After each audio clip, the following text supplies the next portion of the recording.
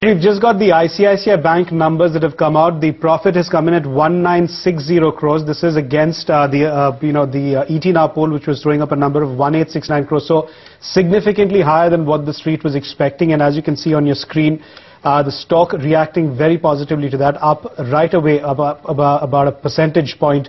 Rajiv, 1960 crores for ICICI Bank. Your first impression? Okay, so what we have on ICICI Bank right now is only the profit after tax number. So that's come in at 1960 crores against 1869 crores.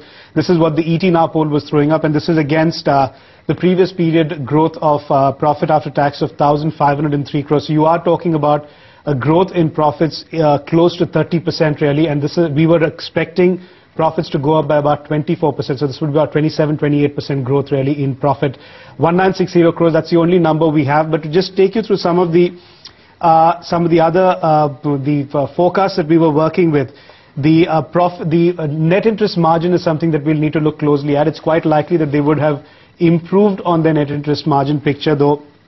In the first quarter it was at 3%, quite likely that they will have maintained the net interest margin position at about 3%, 1.22% up on the stock as we speak. So what we are working with right now is just the profit after tax number of 1960 crores. We have some more numbers actually. As you pointed out, the capital adequacy ratio, that did come in at 18.2% as of September 30th. We have also managed to see that they have clocked in other income. So that has come in at 2,043 crore rupees.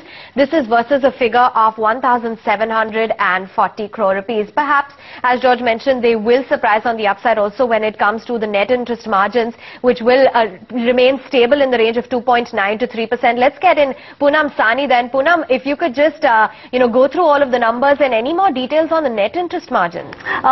Firstly, Avan, the net interest margins have really come out very stable on a quarter-on-quarter basis. The net interest margin is at 3% versus about 3.01% in the last quarter. And again, if you go to see, the net interest margins are again being maintained on a quarter-on-quarter basis since the last 3 quarters. So this is a very good thing for ICICI Bank. Looking at the profit is up by 5% versus ET poll estimates. The profit growth is really high at 30% YOY, and even this is on the back of a very healthy net interest income growth of again 35% on a YOY basis.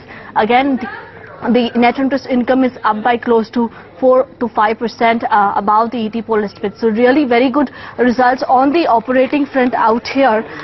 If you look at the return on equity, that's really nice. 14.8% is the return on equity. Look at the advances growth. The advances is up by 18% on a YOY basis. Now this is more or less on the expected lines for ICICI Bank. Advances growth at 18%.